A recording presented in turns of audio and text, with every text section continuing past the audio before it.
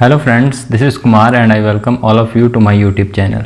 Friends, today we are going to discuss The Last Ride Together by Robert Browning. And it is regarded as one of the best love poems of Robert Browning. The dramatic monologue is an important lyric of poetry which was perfected by Robert Browning. In a dramatic monologue, there is always a speaker who relates some important events of his own life. It also partakes of at least one other person in the poem who remains silent throughout the poem and listens to the narrator. The presence of other person acts powerfully on the narrator and draws him into a varied and fuller expression of his mind. A dramatic monologue allows the reader to enter into the narrator's mind and to view an event from his perspective. So let us start the poem The Last Ride Together by Robert Browning. I said then, dearest, since it's so, since now at length my fate I know. I said then means the poet had been already rejected by his lover, not the poet, actually the narrator, because poet found his beloved in his very young age. I think you all know Elizabeth Barrett Browning. So poet and Elizabeth Barrett Browning fell in love with each other at first sight. So here poet is not relating his own real incident of his life, but he is speaking about someone else, maybe about us all, because we all have gone through such kind of situation in life where we have been rejected by someone or other. So in this poem the poet is talking about a person who had been rejected by his lover already. The lover accepts his fate and said to his beloved, I said then, dearest, since it's so. I said, the narrator said, since you cannot love me. Since now at length my fate I know. Since now at last, finally, I know my fate. I know my fate that you have rejected me. Since nothing all my avails, since my love is of no use to you, since all my life seemed meant for fails, since whatever meaning my life has, it has been failed, I have failed to gain your love. Since this was written and needs must be, since this is my destiny, my whole heart rises up to bless your name in pride and thankfulness. So my whole heart rises up to bless. My heart, though you have rejected me, though you have not accepted my love, still my heart only bless you. Your name in pride. Pride means it is a matter of pride for the narrator to have loved her, and thankfulness for moments of happiness that he has spent in her company. So the poet says that though you have rejected me, but still my heart still bless you for the moments you gave me to cherish. Take back the hope you gave, I claim only a memory of the same. So here the narrator said that whatever the hopes you gave me that you will accept my love, just please take all those hopes away. Don't give me any hope that you will in future accept my love. But I claim only a memory of the same. I just need the memory of my love. And this beside, if you will not blame. And this beside, and one more thing, if you will not feel it improper, if you will not deem it improper, your leave for one more last ride with me. I urge only one more last ride with you, that I would cherish as a memory, and I would live in that last ride my whole life. Here our first stanza ends. Let us read the second stanza. My mistress bent that brow of hers, those deep dark eyes bear pride demurs. So the mistress his mistress brows her eyebrows, kind of thinking whether to accept his proposal of last ride with him or not.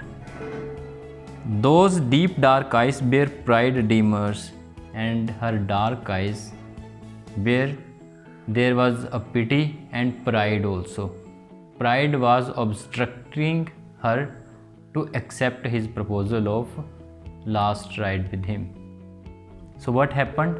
Whether pride wins or pity wins, let us see. When pity would be softening through, fixed me a breathing while or true. There was also pity in her eyes, and there was also pride in her eyes. Fixed me a breathing while or two. So the poet was motionless, the narrator was motionless for few moments when she was thinking. While she was thinking whether to accept his proposal or not, the poet was in a kind of motionless situation. With the life or death in the balance, the poet was in a kind of situation, life or death, because her last ride with him, his last ride with him was a kind of life for him. He regarded it as his life. So if she accept it, he would still be alive. But if she say no to him, then he would surely die. It was a kind of death for him if he did not get any last ride with her. Right means the beloved accepted his offer of last ride with him. He is excited at the thought that she has finally accepted his offer. The blood replenished me again. My last thought was at least not vain. So blood again started flowing in his body, which was kind of motionless. He was kind of motionless, you know. A few moments earlier he was in a motionless situation, but now again blood started flowing in his body. My last thought was at least not vain. So he said that at least my last efforts did not went in vain, did not go in vain. It's good that I tried. It's good that I asked her to go with the last ride with me. And he said that fine, that is not a bad thing that I tried. I should have asked her, and I asked her, and now my request has been granted. I and my mistress side by side shall be together, breathe and ride. Now he says that now I and my mistress going side by side shall be together. We shall be together, breathe and ride. We will breathe together and we will ride together, and that will be a kind of life for me in just a ride. So one day more am I defied? Who knows what the world may end tonight? Here the narrator says that one day more I'm going to enjoy my life. I'm going to live my life with my mistress, with my beloved. Am I defied? He's asking that, am I becoming a god now? Defied means to made a god. So he thought that his beloved, by accepting his offer of last ride with her, she has made him a kind of god. This is the beauty of Robert Browning. Who knows what the world may end tonight? He said that who knows if the world ends tonight or not. So one day more am I defied? Who knows what the world may end tonight? So the poet, the narrator here feels exalted at the thought of passing his time with her beloved in her company, and he feels blessed, and he finds peace in that thing, thinking about that thing. Here ends our second stanza. Let us read the third stanza. Hush, hush means at once. If you saw some western cloud, all willowy blossomed overboard. Oh, willowy blossom means a great wave, and overboard means heavenly laden with.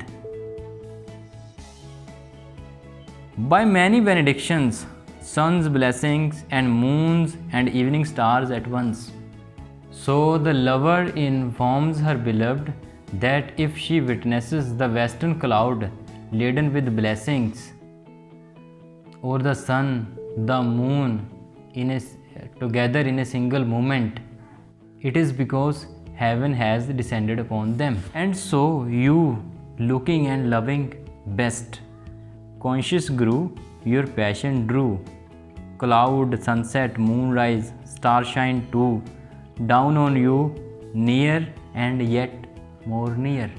Here the lover says that his beloved is as beautiful as the landscape illuminated by the sun, stars and moon when they drawn towards earth, when they are setting. So the lover feels that being with his beloved is a kind of benediction or blessings for him. Let us read the next stanza. Till flesh must fade for heaven was here. Till flesh must fade for heaven was here. Thus leant she and lingered, joy and fear. Thus lay she a moment on my breast. Till you feel that the heaven has descended upon you, the lover is overwhelmed by the company of his beloved and the beautiful landscapes illuminated by the setting light of sun, moons and the stars. The lover loses all kind of physical things and he is being a spiritual thing and is transported to heaven. Thus leant she and lingered, joy and fear. Thus lay she a moment on my breast. The lady leant herself on the lover's bosom for a moment, arousing a lingering hope in him as well as fear in him. He fears that he would soon have to part with his beloved and the heavenly bliss would come to an end. Then we began to ride. My soul smoothed itself out, a long cramped scroll, freshening and fluttering in the wind. Past hopes already lay behind. But what need to strive with a life hoary? Had I said that, had I done this, so might I gain, so might I miss. Might she have loved me just as well? She might have hated, who can tell? Where had I been now if the worst befell, and here we are riding, she and I. So here the poet concentrates on the significance of present as he rides with his beloved. He wonders why people pine after past and future, ignoring the present rather than focusing on the present. He contemplates the different stages of his life. It is of no use to regret about that she has refused him, she has rejected him, and would again look for the ways or ask her how could he be in her love, what could he have done that she might have gained him, she might have accepted his offer. He said that there is no point of asking those things. He said that now I am having a ride with my beloved and I should focus on that thing only. The past is history and the future is mystery. But matters is the present, because here's the life is being lived. He is thinking that his last ride with his beloved is his life, and his life going to an end after this thing, after this ride. The future too is characterized by uncertainty. It is fact of their being together, even if it is for the last time, that matters, which is of real significance. Let us read the 5th stanza. Fail I alone in words and deeds? Why all men strive, and who succeeds? So the lover has already accepted his failure in love. He tries to keep his spirit on a high note, with the present moment being the greatest consolation to him. He realizes that most of our endeavors, most of our enterprise, and they come to an end, they are just failure. Why all men strive and who succeeds? He said that all men strives, but who succeeds? We rode, it seemed my spirit flew, saw other regions, cities new. As the world rushed by on either side, I thought all labor, yet no less bear up beneath their unsuccess. Look at the end of work, contrast the pitied and the undone vast, this present of theirs with the hopeful past. I hoped she would love me. Here we ride. So the lover has already accepted his failure in love. He tries to keep his spirit on a high note with thinking about only the present moment. He realizes that most of our endeavors, including love, are invested with the possibility of failure. The lover would like to lose all sense of material world around him. In spite of frustrations in their daily ventures, most people persist with their worldly pursuits, impelled by the hope of succeeding in future. The lover too anticipates the thing that his beloved might love him back. So he thought that if the people of the world are doing their work regularly, they are not even getting success, but still they are doing their part. So the poet, the lover here, feels that he should also do his part, and rest he should leave it on destiny, whether he will get success in love or not. But he is also hopeful that his beloved might love him back. Here ends our 5th stanza. There are 10 stanza in this poem. I have completed 5th stanza in this video. This video has become very long now, so I am going to stop here. The rest stanza I will complete in the next video. I hope you get the point. If you like the video, please like, share and comment, and subscribe the channel if you are new to our channel, and press the bell icon. This much all in this lecture. Thank you very much.